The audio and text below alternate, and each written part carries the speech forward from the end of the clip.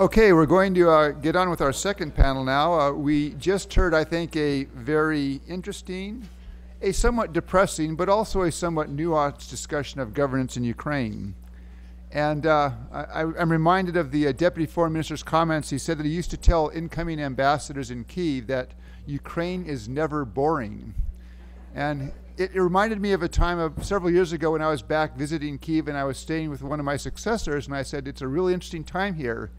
And he sighed and he said, yes, it's a really interesting time. He said, sometimes I wish it was not quite so exciting and interesting.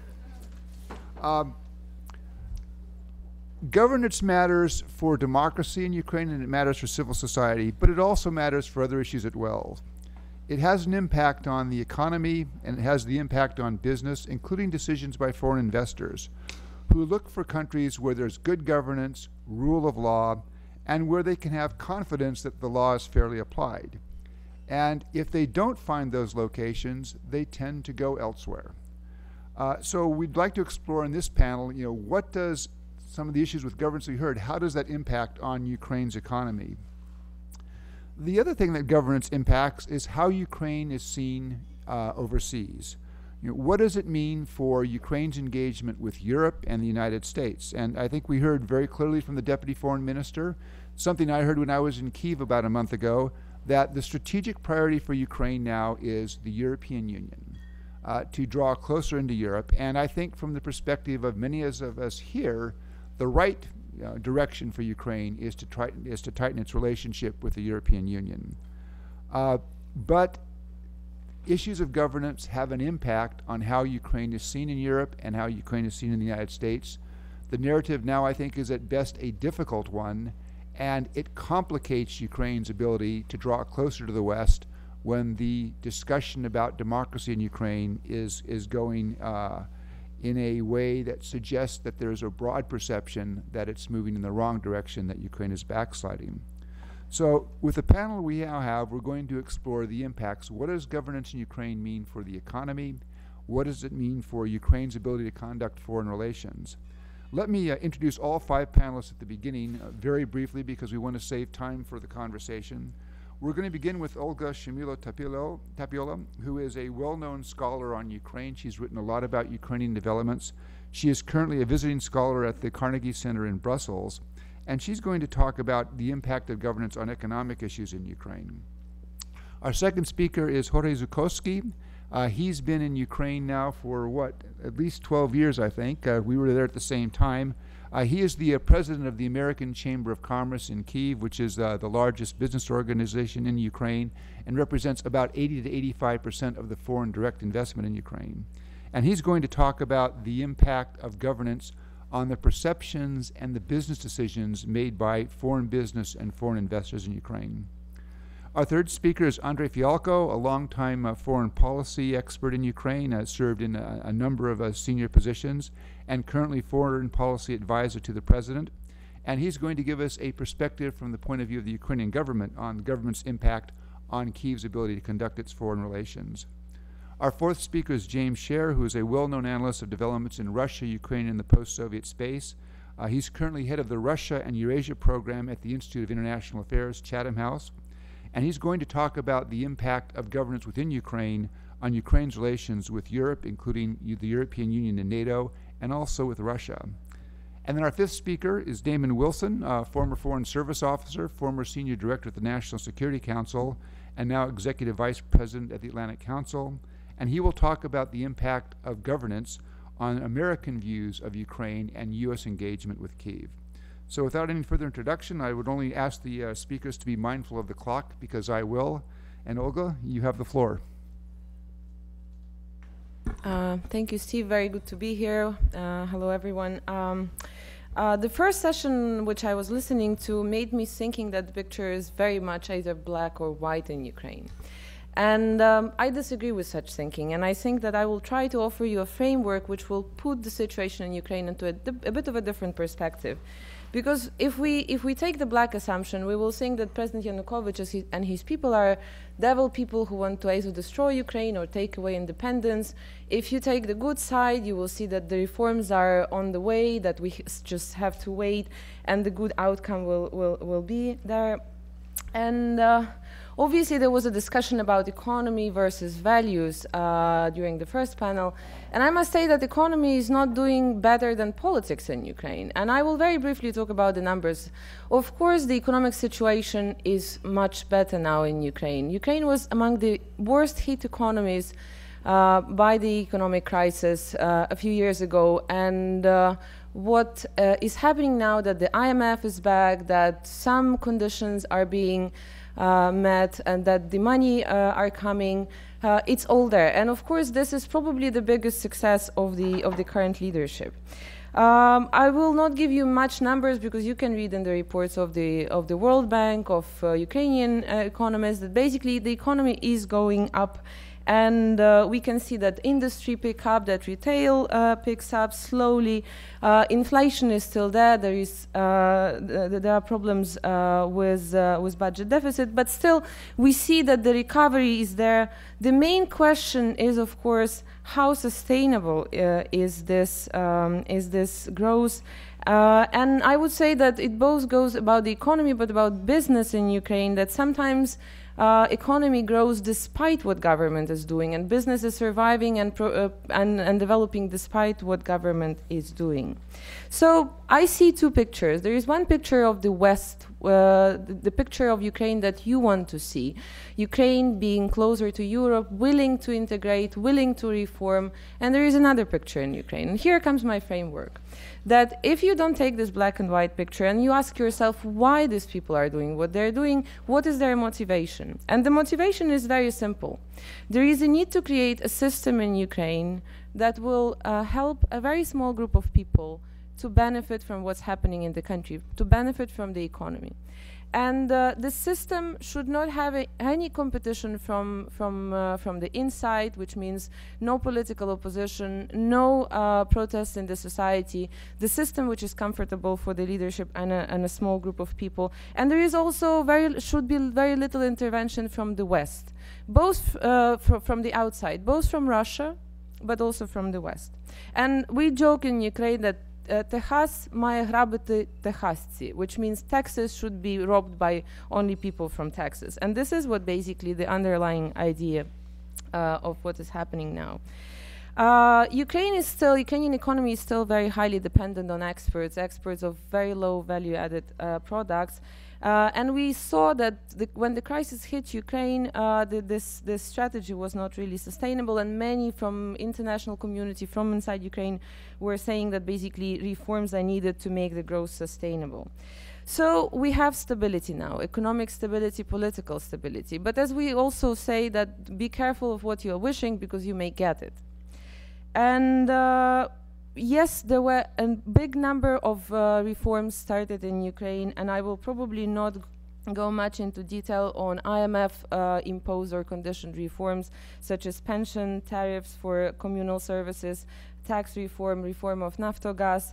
But again, if we ask why this reform were implemented in Ukraine, is basically to get loans and to keep the economy afloat. We had a big discussion on the political reforms, and again, I will just mention constitutional change, electoral law, judicial, administrative, access to public information. All these processes were started, but when you ask yourself why they were started, is basically to support the system that is the leadership wants to build, and not to move Ukraine to the market economy. And now moving on to economic reforms. We discussed a lot about corruption, so I'm not going to dwell on that. Obviously, the legislation was cancelled and new was adopted, but the question in Ukraine is obviously not about the legislation in place or even institutions in place, but about its implementation or the possibility to challenge the non-implementation in the courts. And here comes a big problem with judiciary. Investment climate, obviously, I will not dwell much on that. We have other panelists to talk about. Privatization, which was also mentioned, when we have still a number of factories that are in state hands, and when we see that privatization is again happening to increase the capitals of those who are in power or close to power. Land reform, yes, cadastre was, the law on cadastre was adopted by the parliament today, but again, we know that the land reform is not going to happen before a small number of people in Ukraine will be able to control all the land, and it will not be beneficial for the economy or for the people. So basically my conclusion on the political reforms, which will come to the economic part as well, is that yes, we have a very strong vertical, which is very good for Ukraine. We have one person for the first time in probably Ukrainian history being responsible for what is happening. But at the same time, what this person is doing with these authorities and with these responsibilities, and is it possible to keep him accountable for that? Conclusion on economic reforms, I would say that yes, as I said, we have growth, but it still looks like fixing problems in order to either get money from the IMF or keep the voters more or less happy. And surprisingly, we see that the disillusionment and disappointment of the public in Ukraine comes now from the east, from the part where Yanukovych and his colleagues come from.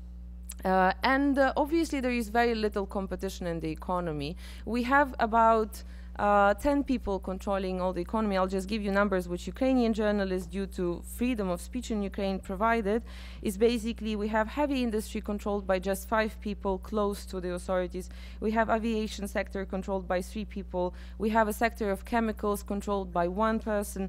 Again, we have to say that maybe it's not bad that people are trying to build stronger companies and they want to be global players, but at the same time we see that they're not building their companies or their empires, business empires, on innovation or on bringing investment and modernizing, but they're basically relying on either cheaper gas from Russia, which is going to be not very cheap very soon, or basically the lack of competition. And I will just give you, to conclude, I'll give you a few numbers. Unfortunately, Ukraine didn't move to better numbers in terms of international economic ratings, and IFC is still saying that Ukraine is on 145th place out of 183 in terms of how you can do business in Ukraine. It's not improving. Obviously, as today was mentioned, Ukraine was named the 5th worst economy of the world, and it doesn't help us, obviously, to attract investors or to encourage new business and innovation in Ukraine. And the Wall Street Journal's rating, which put Ukraine on 164th in terms of economic freedoms. Again, I have to say that it's not about the current administration, president, government, who made these bad conditions or bad ratings happen. It's something that stems from the Soviet legacy that was not really transformed.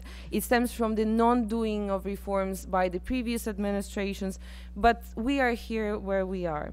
And to conclude, I will just talk a little bit about the willingness, capacity, and constraints of the current leadership and the people around the leadership, that basically if the willingness for reform is there, if this helps create or maintain the system that Yanukovych and his people are trying to build.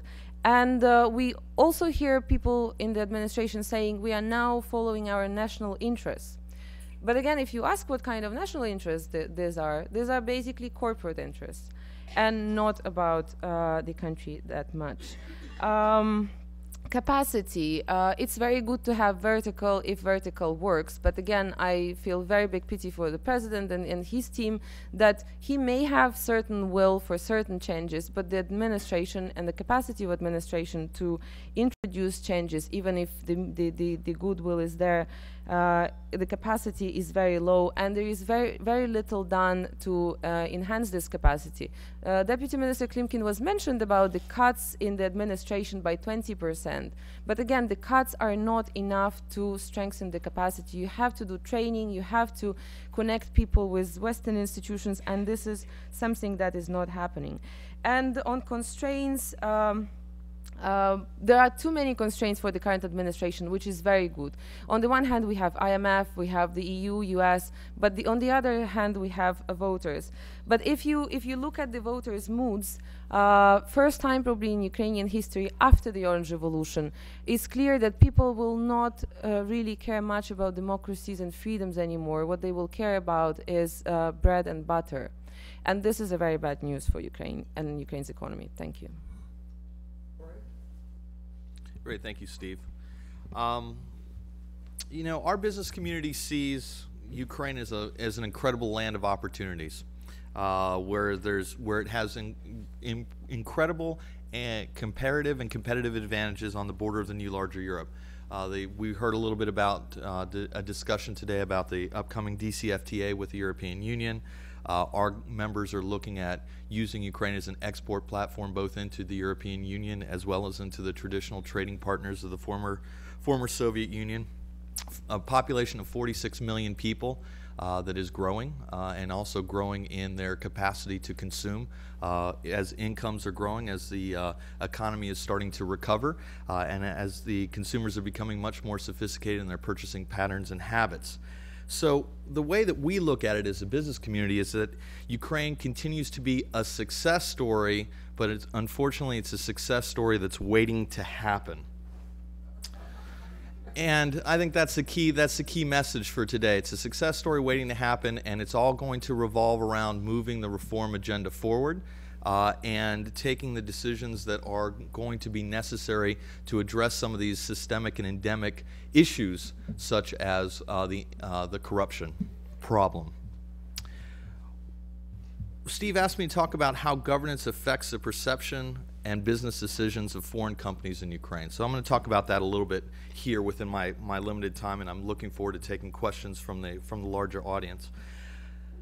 At the end of the day, what do businesses need? Foreign investors need predictability and stability. Governance and public policy is a key to delivering an investment environment that makes sense for foreign investors, that will attract and retain major foreign direct investment into the country. Investors, as I mentioned, understand the environment that is in Ukraine. We're not blind. We understand it's pervasive. Corruption is pervasive. It's everywhere. There's rule of law issues. There's problems with contract sanctity. And often there's a problem with moving the goalposts and changing the rules of the game midway through the game being played.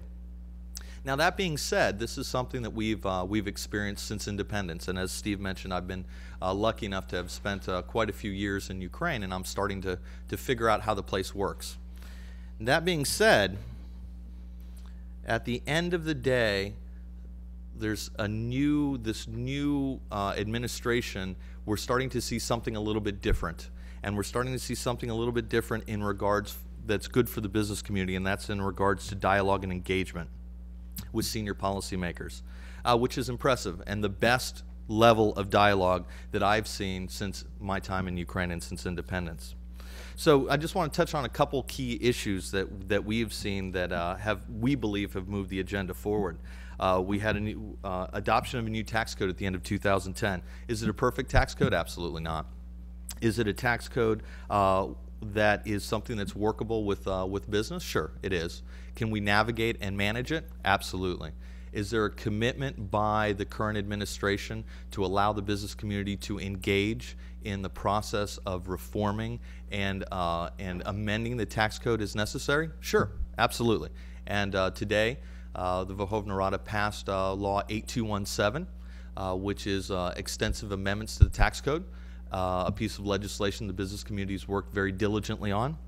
There were some problems within this piece within this piece of legislation, and one of those was Amendment 474, which was going to provide initially, and as the way it was initially drafted, was going to provide state agents in the agricultural sphere with the right to receive VAT refunds, unleveling the playing field, and not allowing grain trading companies to receive VAT refunds.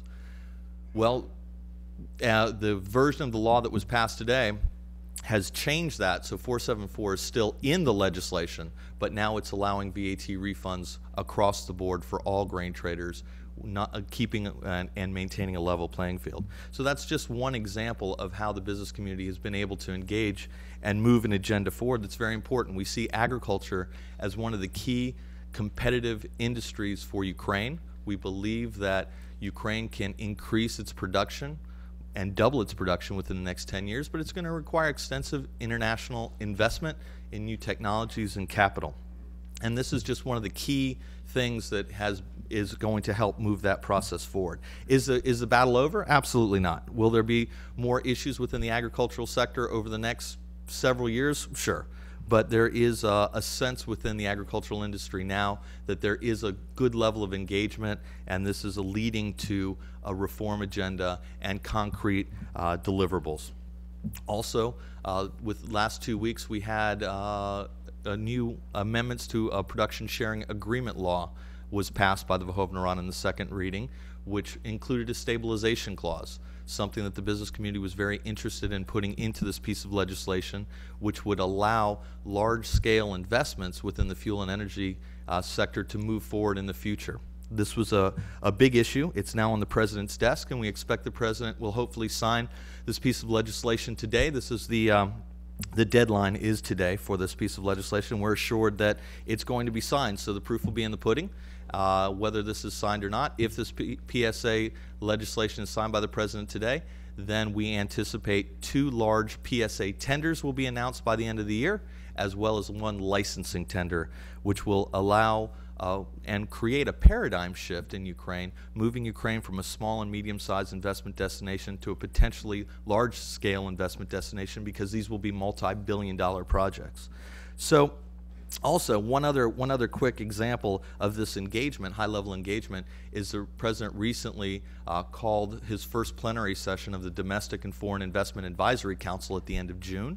It brings together a group of both domestic and foreign investors at a very senior level to engage in a high-level policy dialogue. The outcomes of this meeting is now being finalized with various presidential decrees to help to move also the reform agenda forward.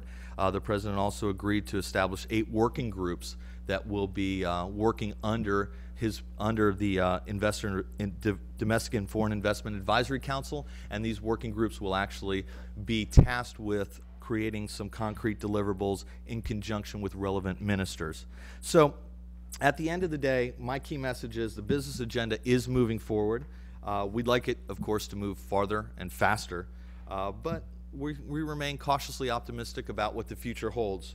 And it's all about structured engagement and a willingness to move the entire agenda forward. Thank you. Thank you, Jorge.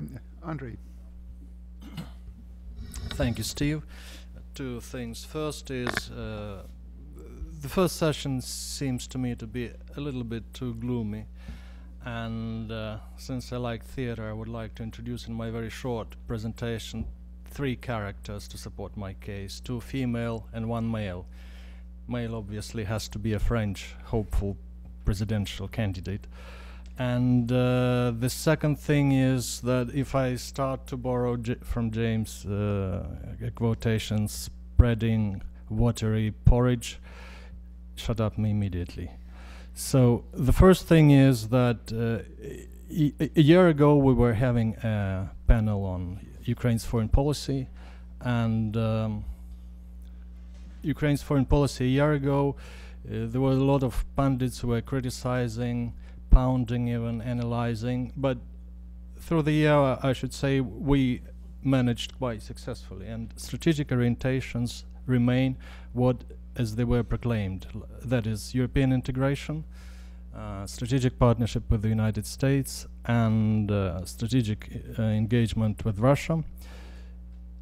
So how does it translate into financial institutional capacities? And I just want also to answer the question of the adequacy, let's put it this way. How adequate is the leadership? Does it understand what these goals, what exact actions does these goals necessitate? And I would also like to speak on some other areas. So my basic point is that there's no basic difference between optimist and a pessimist. Both are wrong, but it just an optimist is a bit happier.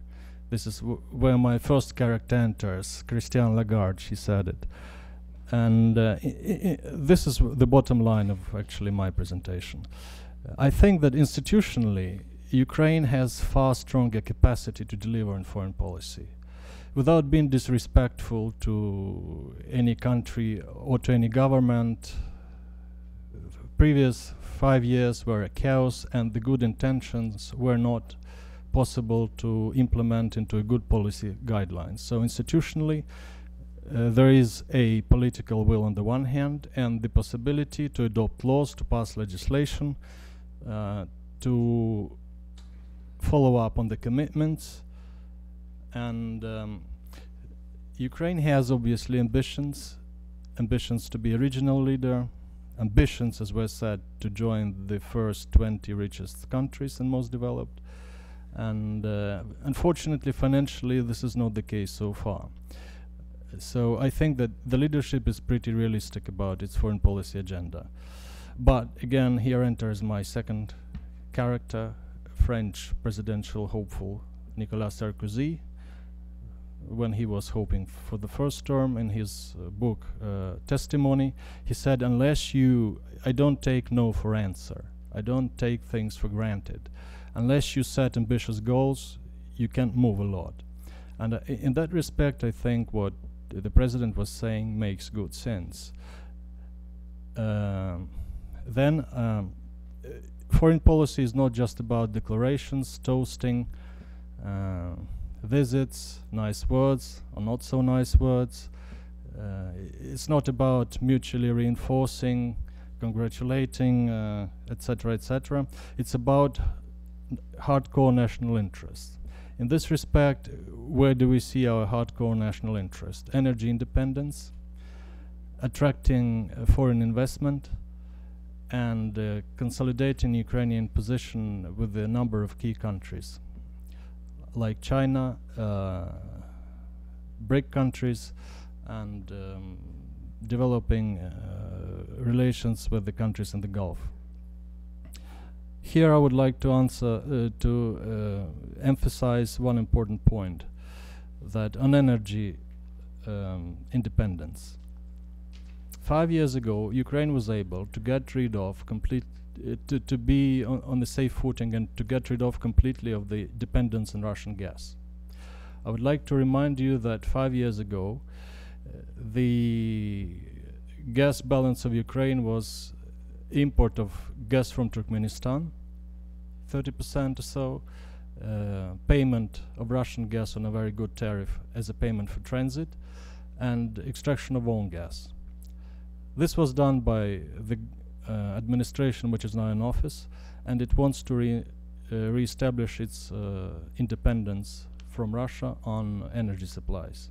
It pursues vigorously the possibilities to re-establish good relations with Turkmenistan and Central Asian countries to win back the positions we so shamefully lost. As far as the energy independence, obviously the relations with the United States and Europe become pivotal, in a sense that technologies, advice, expertise, and participation of American and European companies, both in upgrading Ukrainian gas transportation possibilities and exploring new deposits of oil and gas. I think in this respect we can be also cautiously optimistic. New contracts are being explored, and we hope to be able to welcome big American companies as major investments in Ukraine oil and gas exploration. Let me put it this way. Ukraine cannot succeed in a decisive way unless there is a major Western investment in Ukraine. And the major Western investment in Ukraine cannot happen without a dramatic change in Ukraine investment climate. Dramatic change in Ukraine investment climate cannot happen overnight by itself. It can only happen if there is a sustained work on behalf of the government, of the president, of the legislation. And I would agree, I think everyone would agree in this room, that problem number one for Ukraine is corruption. It's been described as such by the president in his annual address to parliament. And if Ukraine manages to overcome this problem, it will, I think, manage to turn a decisive picture in its in its history, and to put another quotation, it just what Jorge, Mr. Jorge was saying, it can finally become a success story. On many occasions, Ukraine turned to a historic point and failed to turn. This time, I hope we will be able to turn. And that brings us to the final aspect of my speech, whether there's a political will and determinedness of the government to make difficult decisions and sacrifices which reform inevitably entail. And my answer is yes, and I think it was demonstrated already. By the way, the slowness of the process demonstrates that, shall we say, allegations or interpretations of the abnormal concentration of power in Ukraine are a little bit exaggerated, because definitely the reform agenda is not moving as fast as the president would like, and as Ukraine should have gone, but it takes into account the specific internal situation and the correlation of forces. And finally, here I would like to enter my third character, my most favorite character, Lady Thatcher, when she was pressed for change because her reform were causing adverse effect on the voters and in her own party. She said to the Wets in the Conservative Party, "You turn if you want to, the lady's not for turning." So with this I would like to say that this is a chance for Ukraine. It will be a shame if this chance is missed, and I think the government the president are determined to use it to the full. The progress may be disappointing so far, but there is a progress, and I'm happy to say that it was confirmed during this panel. The government and the president realize that European integration, it's not just joining the free trade area, it's about values, and there has to be deliveries in this particular area. But I believe with David's eye and the help of our friends from America and from Europe, we will move within this path, or otherwise Ukraine doesn't have a future. Thank you. Thank you. Let's see. First of all, I would also like to add my thanks to these three strategically placed institutes in Washington that had the wisdom to organize this conference and the temerity to invite me here. Governance in Ukraine is not the center of attention inside NATO or the EU even when they think about Ukraine. But both of these entities understand that governance is very important by implication. And in the EU particularly, there is a very strong view that if other hurdles which now are the center of attention can be cleared successfully, that the problem of governance will start to resolve itself. Let me first try to articulate the usually unarticulated premise that lies behind this way of thinking.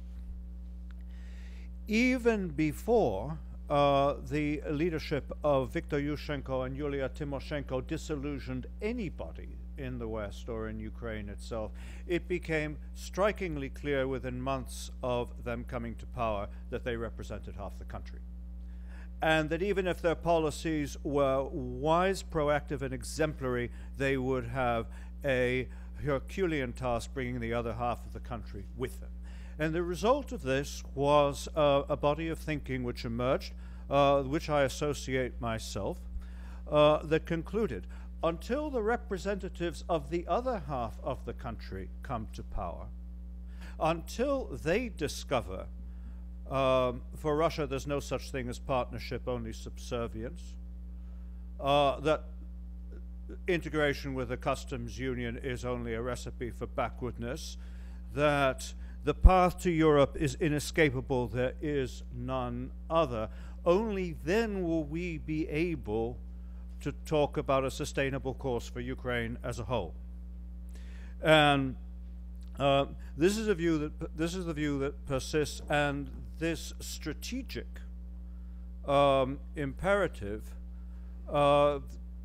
takes, for good or ill, takes precedence over the awareness, and often blots out and moves to the margins, the awareness of nedostatki, the awareness of all the abuses, all the shortcomings, everything that we have been speaking about today. Along with this, and it's a codicil of this, there is correctly a firm belief that if the provisions of the deep and comprehensive free trade area are implemented, the results in Ukraine will be profound. And the people who understand this best also understand that this is not presently understood very well by those who understand Ukraine. Those in Ukraine who very much want the DCFTA do not really understand the implications of it, and therefore, if we push this through, we're going to start to have something we could really work with. I do not mean to defend this point of view. My purpose is to explain that it is there and why it is there, but also to say there is evidence that corroborates it and provides encouragement for people who think this way. If you look at that debate in the Verkhovna Rada on the 19th of May, the striking thing is the absence of anyone who stood up and praised the customs union and said, what about this alternative? Even the Communist Party, which did not support the resolution on the EU, simply did not vote. So there was an overwhelming preponderance there of understanding that that Europe is the only path. It is also the case, and it's a process which is now being written about, so it's not indiscreet for me to mention it, there has also been quietly a process of reviving cooperation, sometimes in a very concrete way, with NATO. So this is happening as well. There is a change of mood inside the Ukrainian elite about Russia and what Russia is doing and what it represents. What is not being thought about adequately is this, that the whole calculation and much of the premise can be faulty. The first reason it can be faulty was articulated very well by Olga.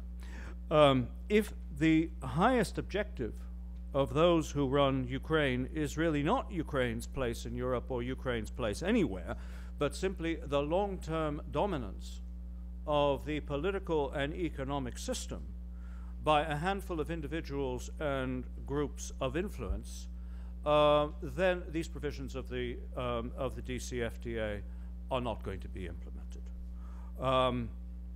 And the proposition then has to be weighted differently. Instead of saying, oh, they don't understand what this means and therefore it's going to have an effect. No, when they understand what it means, even after the agreement is concluded, something very different is going to happen there from what we expect.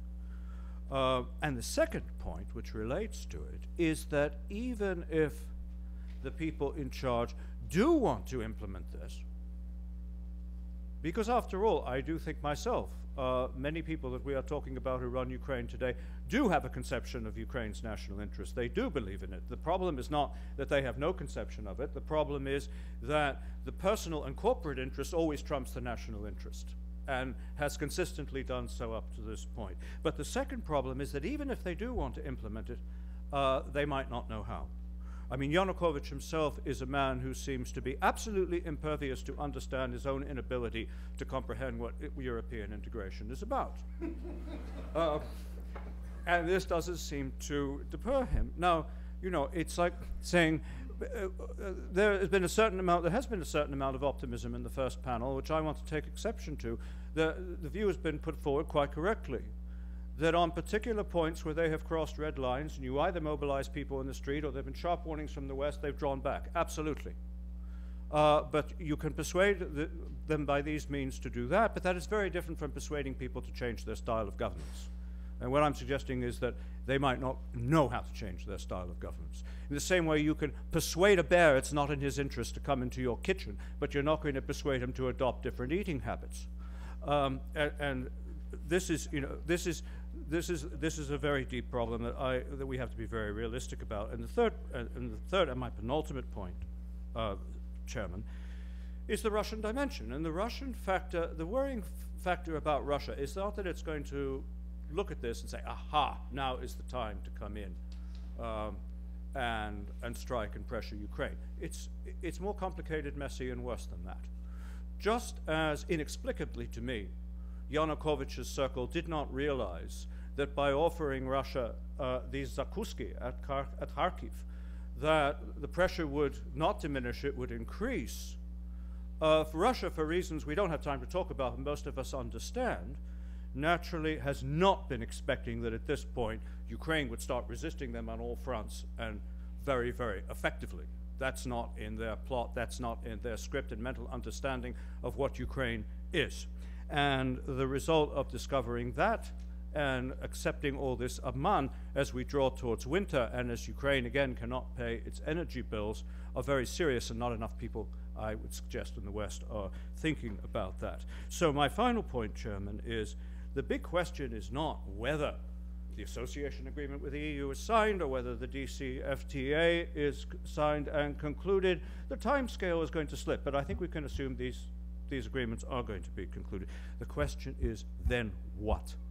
Who in the West is thinking about what kind of backlash there will be inside Ukraine when these provisions are implemented in a very harsh, very unjust, and brutally selective manner? What kind of backlash will there be inside the EU when the conditionalities are not being observed? And in the midst of this, if we have another energy crisis at the end of this year and Ukraine starts to come under brutal pressure from Starshi Brat, we are going to find ourselves confronting the old challenge: support us as we are for the sake of European security, or watch us go down. And if we don't think that through now, that I predict is where we're going to end up. Thank you. Thank you. Damon? Thank you, Steve. Steve asked me to address this part of this as the American perspective in response to this discussion. How does governance affect U.S. views of an engagement with Ukraine? And I think the answer is it's quite significant. I want to walk through some of the rationale for this. First of all, if you think about it, we're having a conference today on governance in Ukraine, not Ukraine's integration with Europe.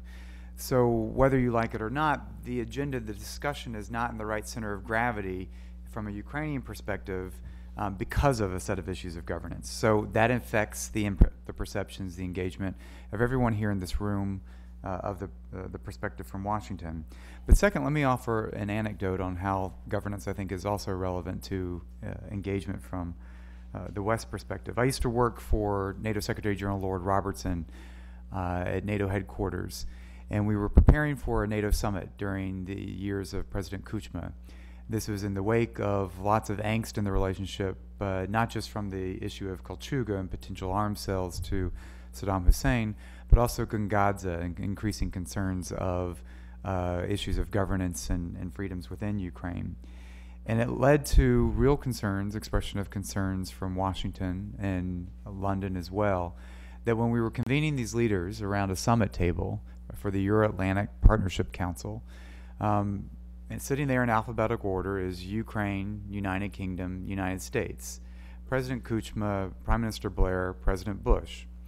That was not sitting well with Washington or London at the time because of the nature of what was happening and concerns both on governance and decisions that President Kuchma had taken. Lord Robertson came up with the idea then to flip to the French alphabet, the other official language of NATO, putting the United States under E, États-Unis, United Kingdom under R, Royaume-Uni, separating President Kuchma from President Bush and Prime Minister Blair. I only offer that because I think it illustrates how the perception, particularly in Washington, of the decisions that President Yanukovych is taking can have significant impacts on our engagement, a significant impact on our engagement. I think it hits at the core of the issue, and I think as Deputy Foreign Minister Klimkin acknowledged this morning, there's a direct link between internal reforms and foreign policy objectives. And so my thesis on all of this is that governance has a huge impact on U.S. policy, U.S. engagement. If you put it in the perspective of, think about the Orange Team. Obviously, at the time, it was a team that presided over an opening in terms of democratic space in Ukraine. But I was in government at the time, working heavily the Ukraine account. And many senior American officials, while not giving up, came close to giving up, of incredible frustration because of issues of governance, because of the infighting between President Yushchenko, Prime Minister Timoshenko, because of the lack of effective governance. We actually felt like we did not have partners with whom we could engage. And so while there was strong support for Ukraine's move to the West, the vision that was articulated, it's the issues of governance sapped the energy that existed, the momentum that was really there, I think, at the beginning of the days of the Orange governments, undermining the potential of a U.S.-Ukraine partnership at the time. If you think about where we are now, I think it actually cuts both ways. In many respects, if you're a U.S. government interlocutor, if you're a U.S. businessman, you finally have a fairly effective, a fairly coherent partner with which you can get things done. Cases upon which many in the audience I've seen here, cases on which many of those in the audience have worked for years that were stuck in Ukraine have actually moved in the past couple of years under this administration. Some particular investment cases, some particular energy cases that had been thorns in the side of the U.S.-Ukraine bilateral relationship have moved. We've seen this government make far more credible progress in working with the European Union than previous ones had. We've talked about administration reform, consolidation of agencies, the healthcare, pension, education. There's a whole set of issues related to governance that have opened up some opportunities in the bilateral relationship. But at the same time, the tenor of the discussion that we're having today, I think it underscores how much of that can be undermined by the concerns that folks have about Ukraine's democratic trajectory. It almost leaves you with the appearance of the Ukrainian government pursuing contradictory goals, moving to Europe while emasculating a political opposition. And at a certain point, those two goals are contradictory, and they're not viable options. The governance issue, I think, can't be separated. If you think about issues from a foreign policy perspective, well, Ukraine's been trying to pursue a fairly stable relationship with Russia, and that's something that Washington actually would support and want to see. Ukraine's been serious about its negotiations with the European Union, again, something that Washington would support. On discrete foreign policy issues, Ukraine's often been in a good spot, whether playing a useful behind-the-scenes role relating to political prisoners in Belarus, or even stepping up to the plate in some unexpected ways on issues like Libya. If you were to divorce internal issues, divorce governance, the foreign policy roster isn't so bad and lends its support for a strong relationship. Not to mention the cooperation on highly enriched uranium, which I'll mention in a moment. But it's not taken in isolation. That set of issues doesn't exist in isolation. The way I like to think about it as a former U.S. policymaker is that there's the potential for a narrow and a broad relationship with Ukraine. It's almost the minimalist and maximalist options that exist. The minimalist approach is going to be based on real strategic issues, an interest-based relationship based on strategic issues where we can do deals of common interest. And this administration has demonstrated that it's good at doing deals. The deal on highly enriched uranium is a very significant deal on the part of Ukraine, of strategic importance to us. It has driven the relationship between President Obama and President Yanukovych to this stage. Some of the deals that we've seen on resolving these investment cases, this is where Yanukovych can be a partner, and frankly has been a better partner than what we had in Ukraine over the recent years. But the maximalist side of this is one that captures the idea of a relationship that's not just premised on doing deals and the interest behind it, but is really premised on the values underpinning the relationship. That the United States becomes far more invested in Ukraine's success, far more invested in Ukraine's aspirations, and this hits at the heart of backing its European integration. And this is where I think governance hits at the core. Without those issues of internal reforms, democracy, governance, this is where the U.S. buy-in to the vision of Ukraine becomes shaky. I think We all want to share a vision of an independent, sovereign Ukraine with a strong democratic institutions and free markets embedded in Europe and as a partner of both the United States and Russia. This requires certain decisions on the part of Ukrainian authorities. And I think getting the United States to not just buy into the vision rhetorically, but energetically, hits at the heart of our perception of governance issues. As Ukraine consolidates a democratic path, I think it increases the possibility for partnership with the United States. Likewise, if Ukraine backslides, if we see a Ukraine in a few years becoming more of a post-Soviet kleptocracy, autocracy, it really will place limitations on how far Washington is willing to go on the partnership. The good thing is that what this means in some respects is that Ukraine can shape the foreign policy environment, or can help shape U.S. foreign policy. That said, I think we all need to be realistic, and Ukraine is not and never will be on the top of the foreign policy agenda. Furthermore, the idea of completing Europe whole and free, of integrating the finishing the unfinished business of Europe's East, it's not exactly on the front burner in Washington either. But it becomes easier to downgrade these priorities if Ukraine is perceived as messy, of corrupt, of difficult, of non-democratic. But the administration, I think, has demonstrated it wants to give this play. I think Vice President Biden in particular has been particularly engaged. So if you shift to U.S. foreign policy, I think the premise, Ukraine can help determine its own future. I think that's something I've said before, but the West does have a role to play, in Washington as well. First of all, I think there is a perception in Ukraine that the West has lost its interest. And I think events like this conference today, but also this is where I think we need to change that perception and help not just Ukrainian government officials, but civil society, media, others understand that we have not disengaged, we haven't lost interest. Second, I think this means that democracy does need to be high on our bilateral agenda. Cooperation on strategic issues, cooperation on economic issues should continue, but it shouldn't imply that Ukraine will win a free pass on issues of democracy. That's not how we do business, and I think that needs to be clear.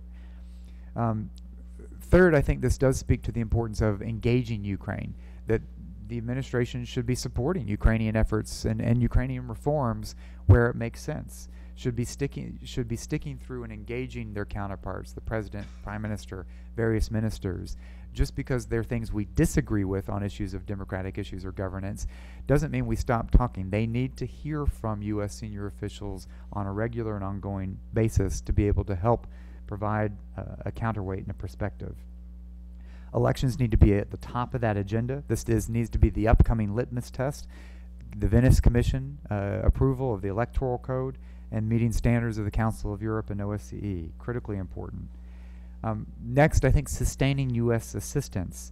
This is a tough fiscal budgetary climate here today. This will, U.S. assistance, particularly to countries like Ukraine, will come under pressure. But I would argue that even as per capita GDP increases in a country like Ukraine, the role for U.S. support for NGO issues, NGO sector is increasingly important and needs to be protected. Expanding exchange programs. This hits at the visa issue. This is most important with Europe, but the United States has a role to play as well of opening our borders to Ukrainians for exposure to academics and students and businessmen.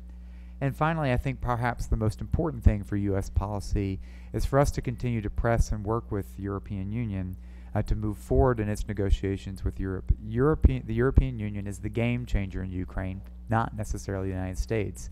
And I think this is where the United States has an important supporting role to play. So to conclude, why does this matter? I think it matters a lot because of what's at stake. I do think that in many respects Ukraine is at an inflection point, and the decisions and actions that are taken today by the Ukrainian government, but also by Ukraine's civil society, by its political opposition, and by the West, they will determine whether the country gradually evolves into a European democracy or whether it slips back into a corrupt post-Soviet authoritarian state. Unfortunately, both of these futures are possible, only one's preferable, and I hope that U.S. policy can be a part of helping to move forward with that first vision. Thank you. Thank you, Damon. Let me thank all the panelists. And let me pose a couple of questions, then I'll take 2 questions from the audience. My first question, I guess, would be to James and Damon. When I was in government about 8 or 9 years ago, I remember at one point when we were having a rocky period in our relationship with Kyiv, we received, or we heard some version of, you need to support us as we are, or we may go back towards the east. And our reaction was roughly, if your commitment to going to the West and Europe is so shallow that you would even pose that question, you know, we may have a fundamental issue here. So the question I'd ask James and Damon to think about is, if we get some variant of that, say in a crisis, an energy crisis, a year from now or 6 months from now, how do you think the West would respond to that? My second question goes to Andriy, which is, I think we heard, to paraphrase what I took from a couple of the interventions, was the idea, can Ukraine move towards Europe while appearing to move away from European values? So Andriy, the question for you is, there is a perception in the West, I mean, and we can argue for, you know, another 7 or 8 panels about the reality, but there is this perception, I think, in the Europe and the United States that democracy is moving in the wrong direction in Ukraine. Yeah. But there are 3 outstanding questions besides the internal reforms that were mentioned today, which is 1, NATO, 2nd is Romania, and 3rd is the Transnistrian conflict. So NATO there's little chance for Ukraine and for any other countries to get into European Union without NATO. So what is your relations with NATO?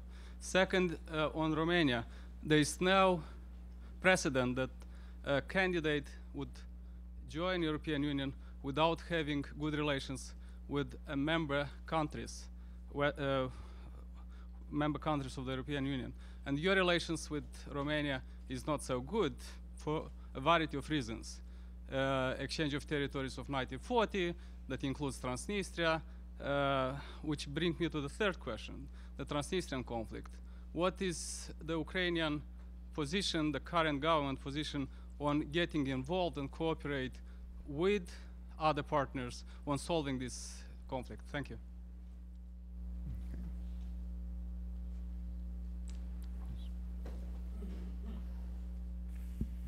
Thank you. I would like to take the opportunity to ask Andriy about the new stand on the customs union. President Yanukovych has stood very firmly against the customs union, and now there is a discussion about the possibility of a 3+1, 3 being Belarus, Kazakhstan, and Russia, and 1 being Ukraine. Should we take this serious, or is this just a negotiation tactic? Thank you.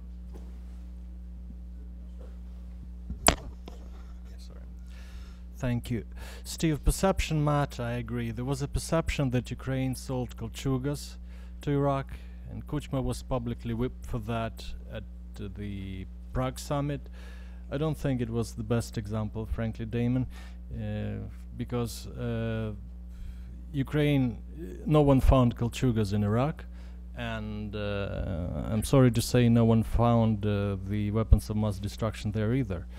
So on the energy issue, I would like to say this, that I think that President Yanukovych and this government prows itself on the fact that it promises safe uninterrupted deliveries of Russian gas to Europe, and it keeps its promise. It happens in 1997, it happened before, and I don't see why it shouldn't happen now. This is the Ukrainian responsibility, however difficult it may be. Nobody is gonna kneel down or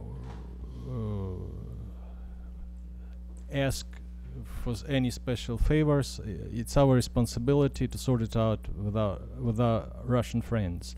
And in this respect, I would like to say that Zukoski in Kharkiv, as much as I admire your style, this time I less like the substance, I should say, because frankly it was not a question of Zukoski for cheap gas, which wasn't cheap in the first place, which is still very expensive. It was a question of a breathing space and survival. So, and the legacy.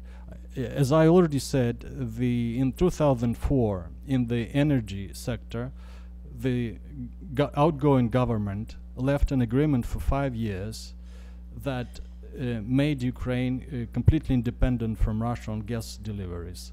And what this government inherited administration was a, how you call it, petla? A noose on the neck. And every 7th of each month, the government had to pay a bill for the Russian gas, which was contracted in exceeding amount, whether it consumed it or not. And I was given an example that, for example, March last year, Ukraine had to pay $600 million for the gas it consumed and $800 million for the gas it hasn't consumed. So the country would have been broke within 2 or 3 months. So and our Russian friends were saying, why should we change the rules of the game? We are very happy with the agreement. It's a legal one, and we are not in a hurry. But we were in a hurry because we were needing to pass a budget. The country in March, in April, didn't have a budget, and we had to conclude a deal with the IMF. So this is it.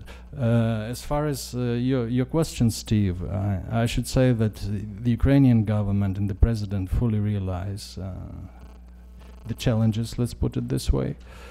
It just sees them differently. And I would also like to forcefully disagree with James, although again I liked immensely his style and manner. I think that this downgrading interpretation of the intellectual skills and intentions of the Ukrainian leadership is not entirely appropriate.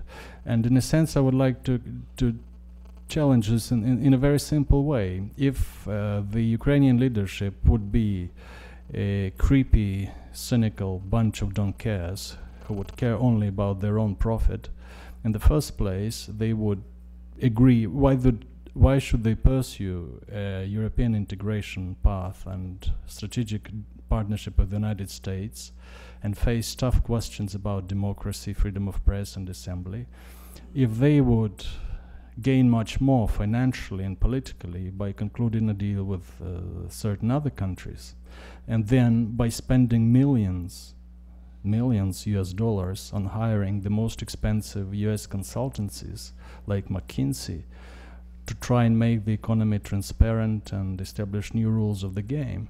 I think that everyone realizes, and if you would like to exclude the totally, how you call this, unbiased stand on their side, you could think of the more commercial side, that the people who are rich enough would like to have established rules of the game and to consolidate their riches and to see their assets grow. And this happens only in the growing economy, integrated in the world economy and developing within the rules that are established worldwide. As far as the questions of the friend from Moldova, Ukraine appreciates its relations with Moldova very much indeed. On NATO, I think this government is more on the delivery side, and anyone who deals with NATO can confirm this, that while the rhetoric is essentially different, the practical deeds are more impressive. James, would you challenge me on that? And Ukraine took off the agenda the issue of membership, but it's pursuing an active cooperation course with NATO. Yes, it is possible to join NATO, to join EU without joining NATO. I asked that question publicly, then the High Commissioner Solana of the European Union, and he gave the same answer. And yeah, it's not the news, but there was a question, I had to answer it. On Romania, I didn't realize our relations with Romania were so bad it prevented us from entering the European Union. As far as the territorial disputes you alleged are concerned, Romania in the first place had to settle them with Ukraine in order to be eligible for the European Union. So we believe the whole thing is completely closed. On Transnistria, Ukraine does not have a theological interest, but very practical interest that the whole issue is resolved. And I think our European partners, United States and Moldova, appreciate our balanced and proactive approach on the issue. First, Andriy, I must say, I did not raise the issue of intellect. I assume as a matter of course, well, with good reason, that the intellect of Messrs. Azarov, Lyovochkin, Kharashkovsky, a number of other people I could mention, is equal to that of anyone in this room. The question I raise is one of understanding, and that is very different. Steve, in answer to your question, if that point is put to us again, I would propose the West answer it in exactly the same way.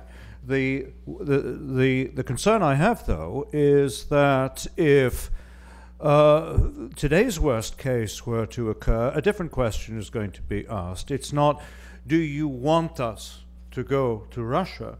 But forgive us, we are under brutal pressure that we cannot resist economically, and we may have no choice but to make certain concessions that violate certain previously agreed red lines when it comes to energy and some other matters. And we had better be thinking about that possibility now, because I would hope, I would like the West then to be in a position to say, there are certain practical things we can do to help you, but there are certain conditions we expect you to meet in order for us to be able to get the EU and the relevant parties in the West to act in this way and make sure that in 2 to 3 years' time you will not be in this position again. So that would be my answer. The questions raised from the floor are very serious ones, and I will be as brief as I can with them. One thing which I'm surprised Andriy didn't say is that if you look at the last round of negotiations on Pridnestrovia, guess what has happened? Ukraine has broken ranks effectively with the Russian position and took once again a very constructive, effective stance in these latest discussions, and that is another indication of the point I'm making about reorientation and re-exploring cooperation. Fully agree with Andriy, particularly in this case. If Ukraine were seriously interested in joining NATO and geopolitical circumstances were right, in any case, sorry, about the EU, Ukraine would break this precedent that exists in our mind that NATO membership is necessary for joining the EU. No, it is not. And that is understood in the EU, and today also it is understood that although for various political reasons we're not going to use the M word, membership, that the European neighborhood policy as we understood it is over. There is no practical limit on the degree to which Ukraine can integrate with the EU and the kind of relationship it could have. And that is understood inside the Commission. Romania.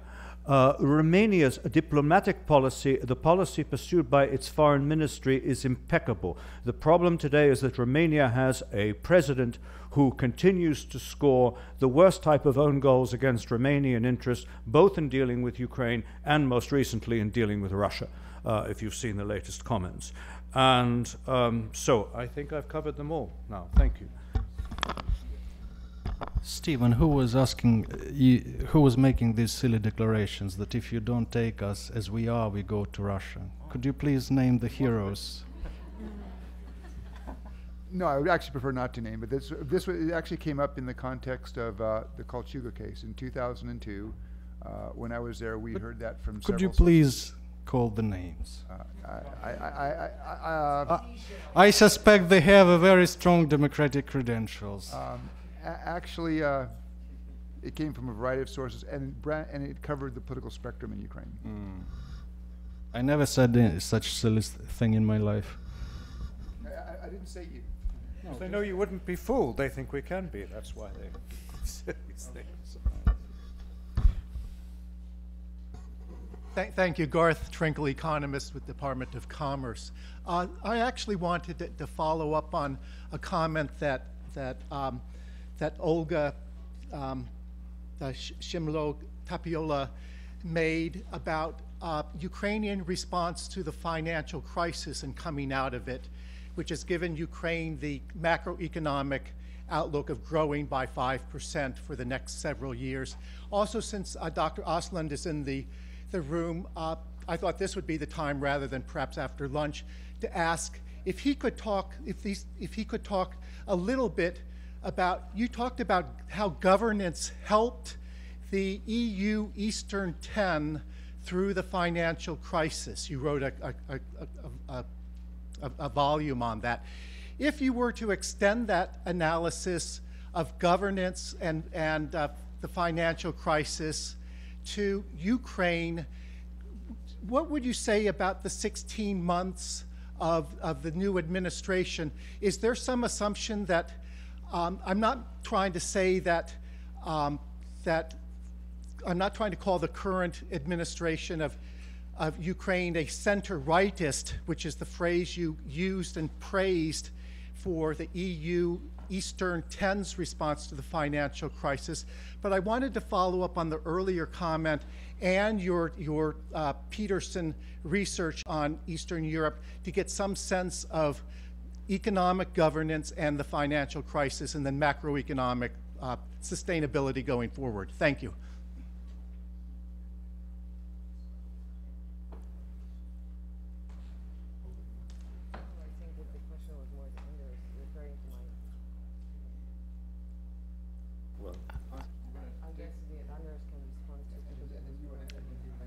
Okay, I respond.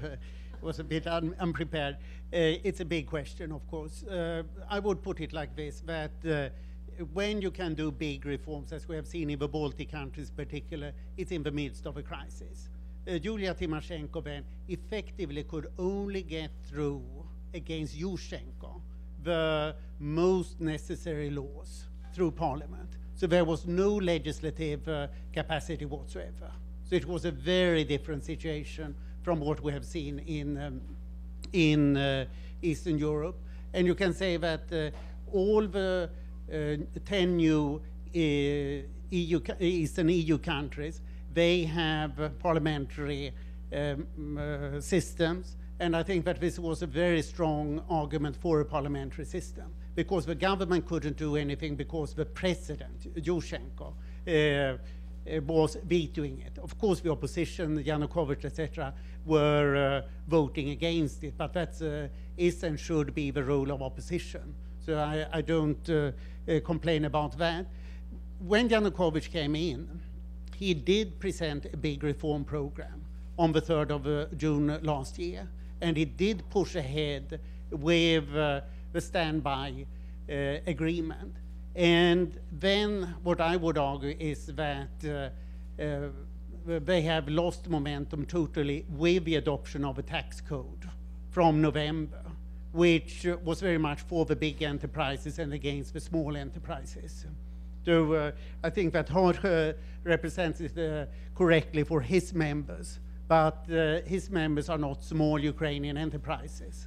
And they were the ones who were suffering from the new tax code. And after that, the momentum has been lost. It's a big question right now this week, today and tomorrow, if the pension code will be adopted. As Adrian said, the land cadastre has been adopted. Ukraine has now got a massive legislative capacity. Laws are adopted one after the other, while hardly any laws, apart from the most needed ones, were adopted for the 5 orange years, because Yushchenko essentially vetoed whatever he could veto, especially towards the end. But the problem is that has been brought out is very much that this is dominated by the interest of a few top businessmen.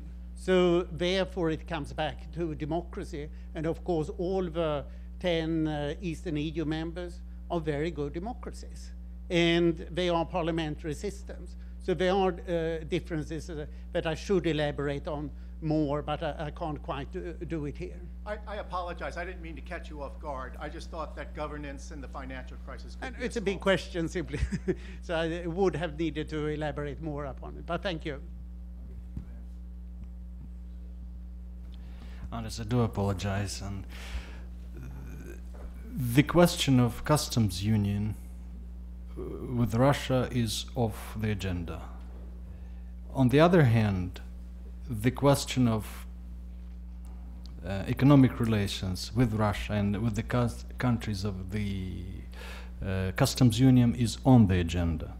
And there are some real issues which will follow if Ukraine signs DFTA with the European Union. So Ukraine wants to find a modus vivendi as depoliticized as possible with the countries of customs union without sacrificing its WTO obligations and its European aspirations. Point. I'll have a very short comment to what Anders was saying, that basically I think that the first problem before the crisis was that many people, including Tymoshenko, denied the crisis coming. And nobody really had any plan on how the governance issues will be linked to, like basically how Ukraine will be dealing with crisis.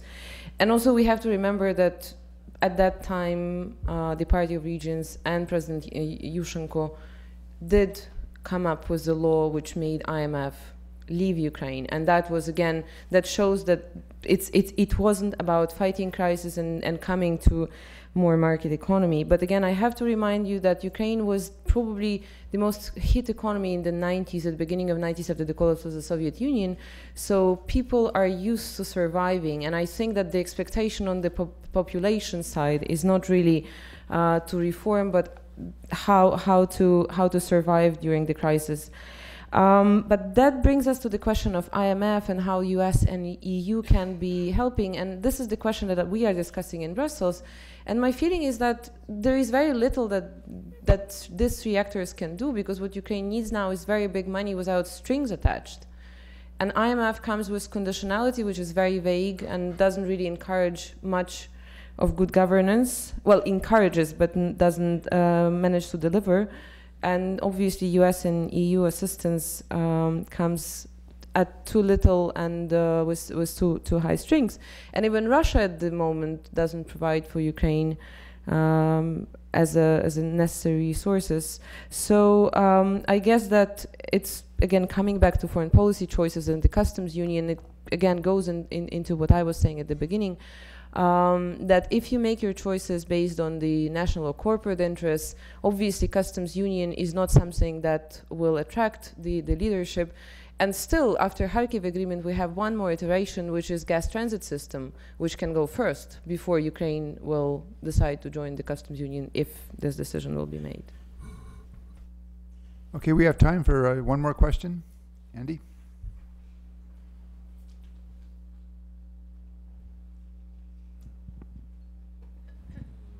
Andy Bihun, now from the Washington Group, but also formerly from the Commerce Department, so it'll be two commerce questions. One, I would like to know what Andriy had just hinted at right now.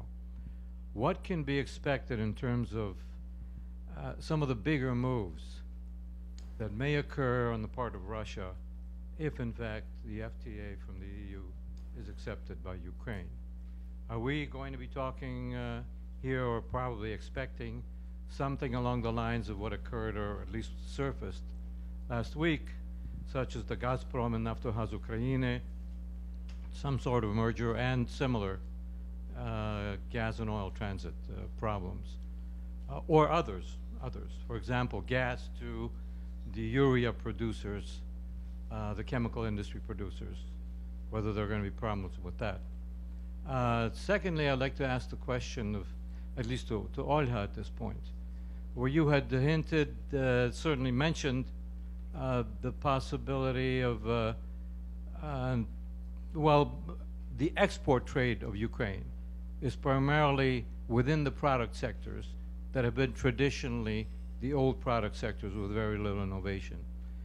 Whether anything can be expected out of this government or any future governments in modifying that, getting more into products that are plentiful in Ukraine, but have yet to see a break of some sort in export expansion to a great degree.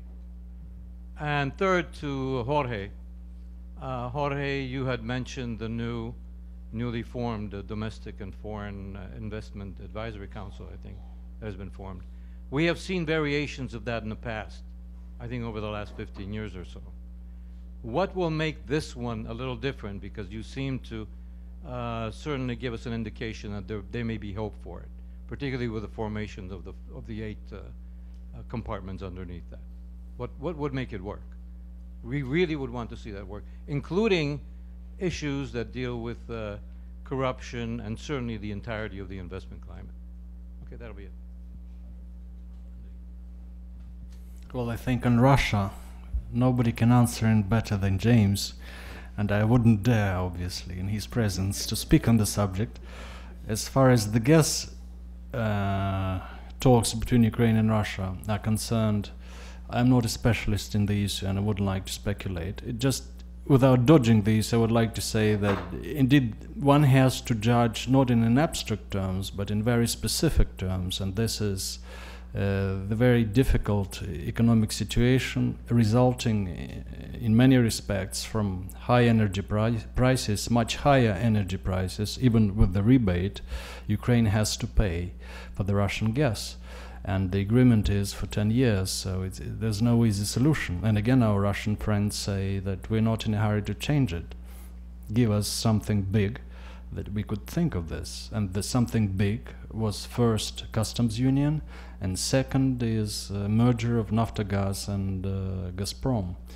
Well, if the merger would have occurred within 50-50 division, I think it may have been contemplated, but obviously it's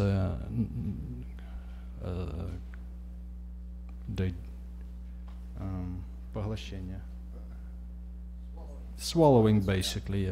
It is not a merger, it's more of a swallowing, and in that respect Ukraine, but we'll see, the negotiations are going, it's very difficult and I think counterproductive to comment what they may achieve.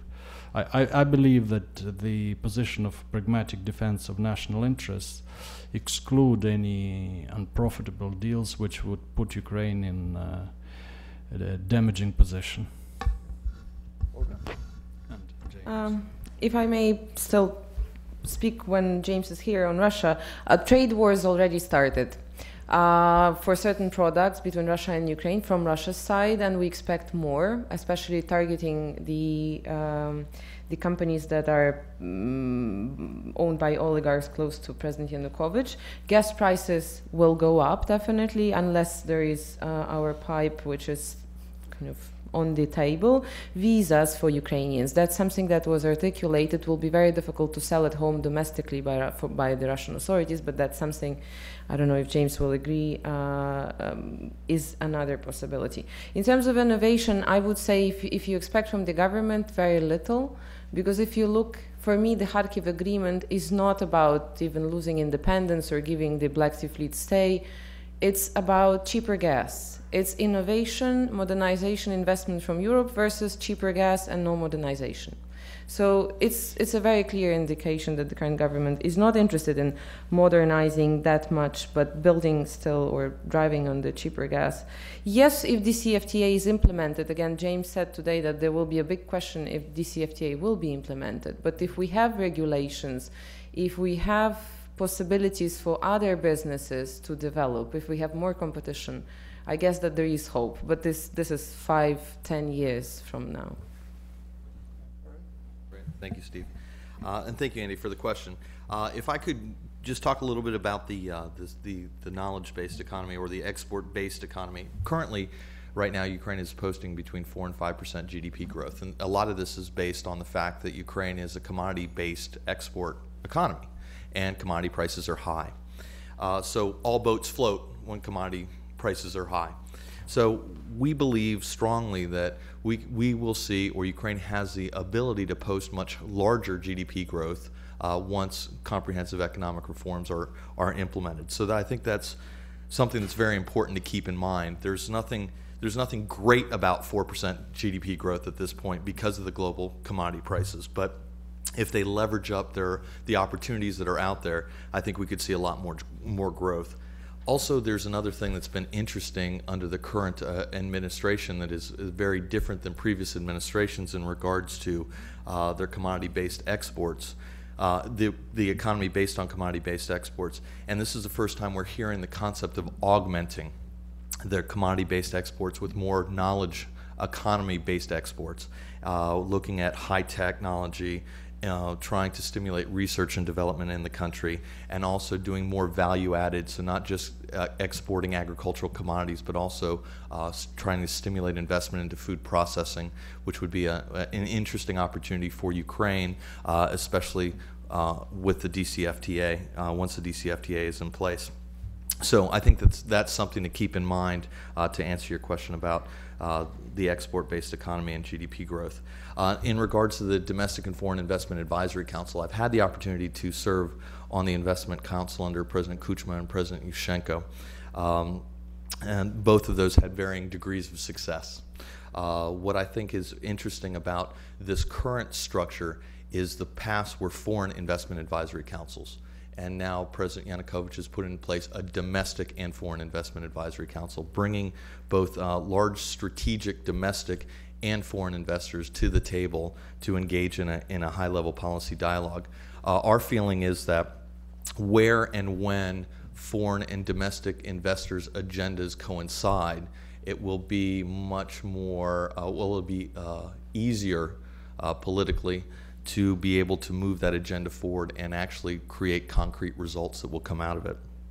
Also, the working groups that have been set up are very specific, and they're very specific, and they're geared around strategic industry sectors for Ukraine, with the idea to stimulate additional both domestic and foreign investment into these sectors by addressing issues that need to be addressed to be able to get that done. And they include high-tech, agriculture, fuel and energy, heavy industry, intellectual property rights, which is important for high-tech to move forward in research and development, infrastructure, but also an interesting working group as well on e-governance, because the concept that the president has now is that e-governance is a concrete and tangible platform to be able to reduce the interaction between bureaucrats and the private sector as well as citizens, to increase the level of deliverance of services to the population, but at the same time reducing the opportunities for corruption. So I think there's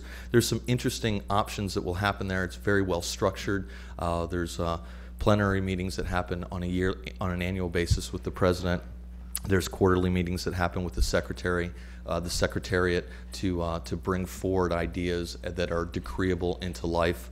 So there's an interesting platform that's being put into place. So we'll see. The proof, again, is going to be in 6 months to a year from now to see what kind of movement, what kind of forward movement we have on it. But we're committed to it, and the companies that are involved in the Investors Council are excited and very committed to the process. So thanks.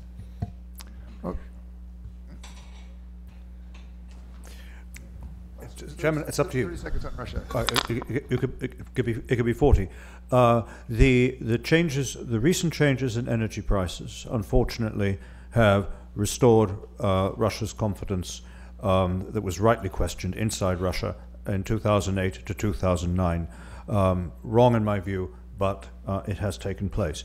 Secondly, it's not difficult to produce a wish list of what Russians would want in Ukraine. And of course, top of it, and I would put it the following way, is I would say this: membership of the customs union for Russia is less important than Ukraine not joining the DCFTA. And somebody might, if they had time, might be thinking about how enough acquisitions of what is wanted in the Ukrainian economy can derail the DCFTA by other means. But my final point is I don't know who in Russia is thinking about that, because Russia has a lot of it on its own plate at the moment. It has now made some major commitments in Belarus that I don't think it knows how to manage. I personally don't believe Russia knows how to manage Ukraine. Ukraine, under conditions of adversity, has perfected the technique which I would call consent and evade. You know, agree to all sorts of things, then don't carry them out. The Russians know this very well. So, I think, well, but there is therefore a risk of tensions boiling over and supplies of energy being cut off again. And that's the worry I have, coupled with a mess. And the mess is a worry. You know, we shouldn't think it's just a mess. We don't have to worry. Mess is a worry. Thank you. Thank you. I am not going to try to pull together a consensus view from this panel, but let me just offer a couple of observations on the economic side and the foreign policy side. I mean, I guess I come away from here saying that the economic picture is mixed, but perhaps brighter than what we heard from the first panel with regards to the political scene within Ukraine. The economy is growing. The question is that sustainable? And at least from the perspective of foreign business, there's huge potential seen. The question is, can that potential be realized? But I guess I would come back to the question of governance where it comes in here is the question, at the end of the day, do the powers that be in Ukraine place the national interest ahead of personal and corporate interest? So those are the takeaways on the business and economic side. On the foreign policy side, I think we have heard clearly that for Ukraine, for Kyiv, Europe remains the strategic priority. You know, the question there is, though, can Ukraine get there without fully embracing the democratic values of Europe? And to the extent that Ukraine is seen as not moving in the right direction on issues such as democracy and governance, that is going to make it more difficult for Ukraine to accomplish what President Yanukovych says he would like to do in terms of the relationship with Europe. But I will close. I remember a year ago when we had Andriy here at another conference, and he basically, and I think a year later has shown, correctly refuted the concern at the time, which was that Ukraine, 4 months after Yanukovych's election, was going to turn back to Russia. And I think he made a fairly eloquent case that that was not going to be the course, that Ukraine would pursue a policy that was balanced between engagement with the West and engagement with Ukraine, with Russia. And a year later, I think, your argument is correct. I hope a year from now, what you said about governance in Ukraine proves to be equally correct. But I guess I have to say, at this point, I'm not as convinced that you'll be proven right a year from now as you've been proven right a year ago. I didn't say a year. Well, okay, okay. Well, we'll leave the time frame open-ended, but it's I'm still not quite as confident in the position as I was in what you were saying a year ago.